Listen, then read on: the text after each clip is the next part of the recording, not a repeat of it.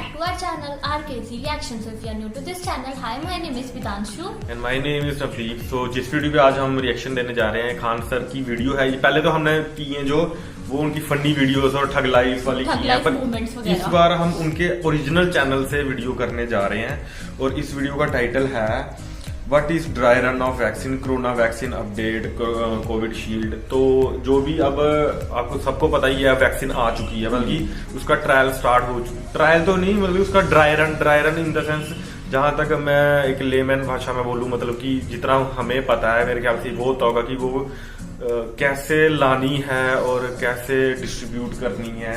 मतलब वो वैक्सीन नहीं है बट मतलब कि कैसे कैसे आप वहां से फैक्ट्री से बनकर आएगी। मेरे ख्याल से भी यही होता है ड्राई रन, जहां तक हमें पता है। पूरी जानकारी खान सर से लेंगे और उससे पहले हमारी वीडियो को लाइक जरूर करें, हमारे चैनल को सब्सक्राइब करें और फर्दर सजेशन कमेंट बॉक्स में जरूर दीजिए। तो चलिए देखते हैं क्या होता है ड्राई रन। अच्छे से स्टार्ट करते हैं। 1 2 3 स्टार्ट। जय हिंद। इस वीडियो में हम समझते हैं कि जो कोरोना वैक्सीन का ड्राई रन हुआ है ये क्या होता है और हम लोग तक कोरोना की वैक्सीन पहुंचने में कितना समय लगेगा और पहले ये किसे दिया जाएगा और इसे किस तरह से रजिस्ट्रेशन कराना है, और ये भी समझेंगे कि क्या किसी को एक बार कोरोना वैक्सीन लग गया तो उसे दोबारा कोरोना हो सकता है या नहीं हो सकता है। ये काफी ड्राई इंपॉर्टेंट रन का मतलब होता है एक तरह से डेमो ट्रायल होता है कि उसमें वैक्सीन नहीं होती है, लेकिन वैक्सीन की तरह ही हम लोग डमी को भेजते हैं कि कैसे उसको एक जगह से लाया गया। जैसे वैक्सीन तो एक जगह फैक्ट्री से बन के आएगी तो एक बड़े बड़े शहरों में क्या होगी, डंप करके उसे कोल्ड स्टोर में रखा जाएगा, कोल्ड चेन में। अब इसके बाद इसे गाड़ियों में भर के हर डिस्ट्रिक्ट हेडक्वार्टर तक कैसे पहुंचाया जाएगा, तो इसी ड्राई रन में ये ट्राई किया गया। अब इसके अंदर कोरोना की वैक्सीन नहीं है, लेकिन सीसी है कोरोना वाली और इंजेक्शन वगैरह सब कुछ है जैसे कोरोना की वैक्सीन होती है। बस ये समझिए कि खाली डिब्बा है, उसके अंदर वैक्सीन नहीं है। अब इसके बाद अब इसको किस तरह से हम लोग को हॉस्पिटल पहुंचाना है, डिस्ट्रिक्ट हेडक्वार्टर से ट्रांसपोर्टेशन करके हॉस्पिटल के मेन कंट्रोल के पास ले जाना है हॉस्पिटल में। अब इसके बाद से हम लोग को यहाँ पे किस तरह से जो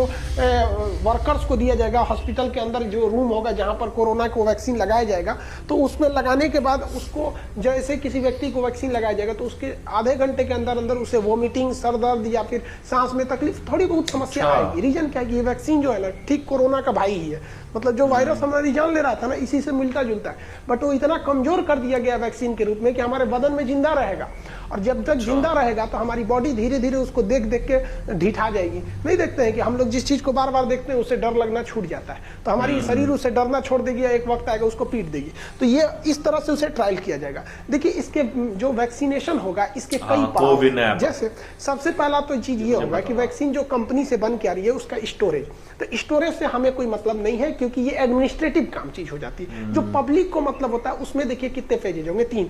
सबसे पहले कि आपको कोविन नाम के एप्लीकेशन पे रजिस्टर्ड करना पड़ेगा, बिना इसके रजिस्ट्रेशन आपको वैक्सीन नहीं लग सकती है। जब आप इसे वैक्सीन रजिस्ट्रेशन कर देंगे तो आपको एरिया बता दीजिएगा कि किस हॉस्पिटल या किस सेंटर पे आपको कोरोना की वैक्सीन लगाई जाएगी। जब आप वहां आएंगे तो आपकी सेफ्टी को ध्यान में रखते हुए आपके बैठने का जगह होगा कि कहां आपको रखा जाए, आपको बैठने की जगह बना दीजिएगा। ये एक अलग एडमिनिस्ट्रेटिव का काम रहेगा। उसके बाद आपका जब नंबर आए तो आपको हॉस्पिटल के अंदर ले जाके वहां वैक्सीनेशन लगाना, वो एक अलग टीम करेगी, उसको इससे कोई मतलब नहीं है। जब वो वैक्सीन लगा देगी तो आपको एक अलग वार्ड में रखा जाएगा जहां आपको आधे से 1 घंटे तक आप पर निगरानी रखेगी। वो एक अलग कंपनी, मतलब अलग एडमिनिस्ट्रेटिव उसका अलग है। 3 यूनिट के हिसाब से काम होगा। एक्चुअली क्या है, ये जो कोरोना वैक्सीन है ये स्प्रेड बहुत तेज से, कोरोना वायरस स्प्रेड बहुत तेज से होता है। अब मान के चलिए ऐसा भी तो हो सकता है कि जो वैक्सीन लगवाने आ रहा है उसी में से कोई एक तो पीड़ित हो, तो इसलिए इस सब चीज का खासा ध्यान रखा जाएगा। अब मान के चलिए कि किसी ने कोविन नाम के एप्लीकेशन पे रजिस्ट्रेट नहीं किया है और वो यहाँ पे पहुंच गया, तो गवर्नमेंट का कहना है कि वहाँ एक अलग काउंटर लगी रहेगी जहां पर उन्हें वहां जाकर वो कोविन नाम के एप्लीकेशन पे रजिस्टर्ड करा ले। उसे उस दिन तो मतलब वैक्सीन नहीं लगेगी, लेकिन उसे आगे फर्दर का डेट बता दिया जाएगा। ऐसा इसलिए किया जा रहा है ताकि धांधली ना हो, जिन्हें मिलना चाहिए, जो जेन्युइन है, जो तरीका उन्हें मिलना चाहिए। ऐसा नहीं है कि पैसे वाले, पहुंच वाले, अमीर लोग धड़ाधड़ ले ले, बाकी लोग को दिक्कत हो जाएगा। तो उससे बेहतर है भैया आप एप्लीकेशन लीजिए, आपका नंबर आएगा कराइएगा, नंबर नहीं आएगा तो चुपचाप बैठल रहिए। आप जाएंगे कहेंगे हमारा करा दीजिए, तो विदाउट इसके रजिस्ट्रेशन आप नहीं कर सकते। गवर्नमेंट ने इसका बखूबी ध्यान रखा है। क्यों? क्योंकि गवर्नमेंट को पता है कि रजिस्टर्ड कितने लोग हुए ऑनलाइन और कितनी वैक्सीन आज खर्च हो गई, तो सारा डाटा रहेगा। इसमें धांधली की सवालें पैदा नहीं होती है, शुरुआत में तो नहीं होगी। यहाँ पर देखिए भारत की जो कोविड शील्ड वैक्सीन है उसे एस्ट्राजेनेका और ऑक्सफोर्ड यूनिवर्सिटी ने मिलकर डेवलप किया और कई देशों में इसका ट्रायल किया, बहुत लंबा ट्रायल किया। आप जानकर ताज्जुब करेंगे, ऑक्सफोर्ड यूनिवर्सिटी ने इसका ह्यूमन ट्रायल मार्च के महीने में ही कर दिया था, जो पूरी दुनिया के इतिहास में पहली बार किसी वैक्सीन पर इतना तेजी से काम किया गया था। और वो काफी लंबा समय लगा, लगभग 1 साल का समय लग गया। फिर भारत में सीरम इंस्टीट्यूट ऑफ इंडिया इसका ट्रायल कर रही थी, आधार पुणे वाला जिसके हेड है, तो उन्होंने काफी किया। अब उसको भी हम लोगों ने क्या कर लिया, मान्यता मिल गया। तो जो एस्ट्राजेनिका और ऑक्सफोर्ड की जो वैक्सीन है, इसे हम लोग कहते हैं कोविड शील्ड। अब ये अलग अलग देशों में अलग अलग नाम से मिलती है। अब जैसे अलग अलग देश ने अलग अलग वैक्सीन भी बना के रखी है, जैसे फाइजर हो गया, मॉडर्ना हो गया। अब इन तीनों वैक्सीन में खासियत देखिए, सबसे बेस्ट अगर कहिएगा तो फाइजर है, क्योंकि इसकी एक्यूरेसी लगभग 98% ये अच्छा है। लेकिन इसकी समस्या क्या है, -70 डिग्री पर रखना है। भाई साहब उतना तो हमारे पास तो टेक्नोलॉजी नहीं है, तो जाएगा तो दिक्कत है वैक्सीन खोलने का, उतना ठंडा करने वाला फ्रिज खोलिए तो एक समस्या है। इसके साथ मॉडर्ना के साथ क्या है, ये -15 से 20 तक रह जाता है, तो इतना तो कर लेगा आदमी। लेकिन सबसे बेस्ट क्या है भैया, एस्ट्राजेनिका और ऑक्सफोर्ड, जिस हिंदुस्तान में किस नाम से, कोविड शील्ड के नाम से बेचा जाएगा। तो वो 2 से 8 डिग्री सेल्सियस पे रह सकता है, वो तो नॉर्मल फ्रिज रहता है, 2 से 8 डिग्री पे नॉर्मल रख सकते हैं 6 महीने तक। तो ये हमारे लिए इतने जनसंख्या वाले देश के लिए सबसे बेस्ट है। अब ब्रिटेन जो है, ब्रिटेन में ये तीनों वैक्सीन है, क्योंकि पहले से ही उसने करार कर रखा था। लेकिन वहां पर जो कोरोना का एक नया स्ट्रेन देखा गया है कोविड का, वो काफी तेजी से फैल रहा है। इस वजह से ब्रिटेन के कई जगहों पे स्कूलों को तो फिर से बंद कर दिया गया, आंशिक रूप से वहां पे भी लॉकडाउन लगा दिए गए।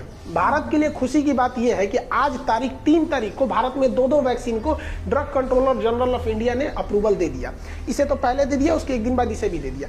ये ब्रिटेन में डेवलप किया गया है, वहां बनाया गया है, भारत में केवल ट्रायल किया गया है। लेकिन ब्रिटेन के पास इतनी मशीनरी नहीं है कि इसका प्रोडक्शन कर सके, इसलिए भारत को उसने कहा कि भैया तुम 5 हमको डोजेज बना के दो। और भारत की company serum institute of India ने 5 करोड़ डोज बना के रख भी लिया।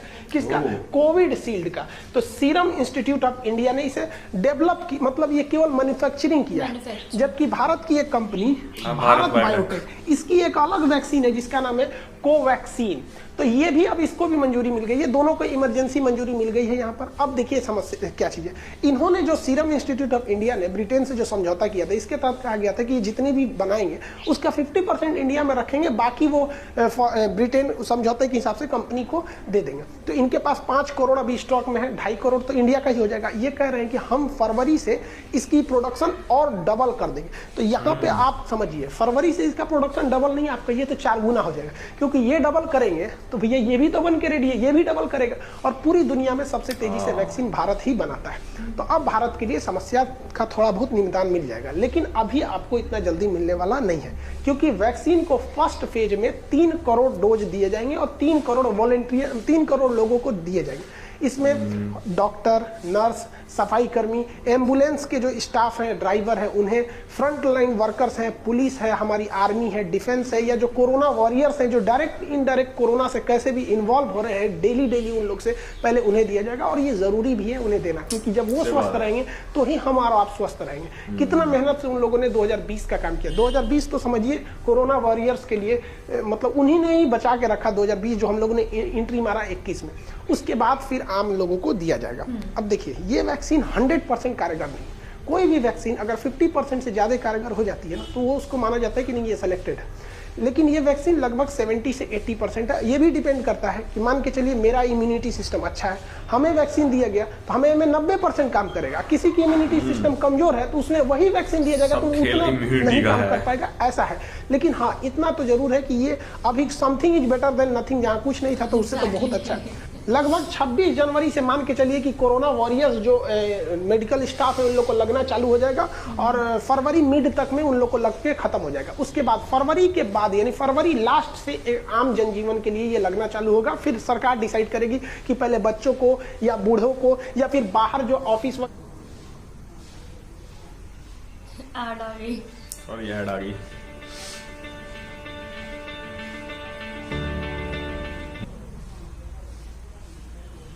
ऑफिस वगैरह में काम कर रहे हैं उनको दिया जाए। अब ये कोविन नाम के एप्लीकेशन पे आगे फर्दर प्लानिंग सरकार बताएगी। खैर 2021 में कोरोना का अंत एकदम लिखा हुआ है, कोरोना भी खत्म हो जाएगा। गवर्नमेंट ने भी ऑर्डर किया था कि 4 तारीख से आप क्लासेस को खोल सकते हैं। अब हम क्लास को 4 तारीख से नहीं खोल सकते क्योंकि हमारे लिए थोड़ा सा ज़्यादा दिक्कत हो जाएगा। रीजन क्या है, हमारे पास क्राउड बहुत ही ज़्यादा है। अब इस क्राउड को रोकने के लिए थोड़ा सा दिक्कत है, मैनेजमेंट को भी समझना पड़ेगा यहाँ पर, और गवर्नमेंट के नॉर्म्स भी ज़्यादा है। तो हमारे क्लासेस 10 तारीख के बाद ही चालू होंगे ऑफलाइन वाले क्लास में। बाकी ऑनलाइन की चलती रहेंगी क्योंकि गवर्नमेंट के रूल के हिसाब से हम उस तरह से पहले की तरह नहीं बैठा सकते, हजारों लड़कों को एक ही बार बैठा दो फिर छोड़ दो वहाँ पर। कभी कभी तो इतना जाम लग जाता था कि डर लगता था कि मुझे कुछ हो मत जाए यहाँ पर। तो उस तरह की भीड़ अब नहीं रख सकते हैं जब तक कि कोरोना पूरी तरह से खत्म ना हो जाए। लेकिन हाँ, जनवरी में आप लोग का क्लासेस 10 तारीख के बाद मान के चलिए ऑफलाइन स्टार्ट हो जाएगा। मिलेंगे नेक्स्ट क्लास में। जय हिंद।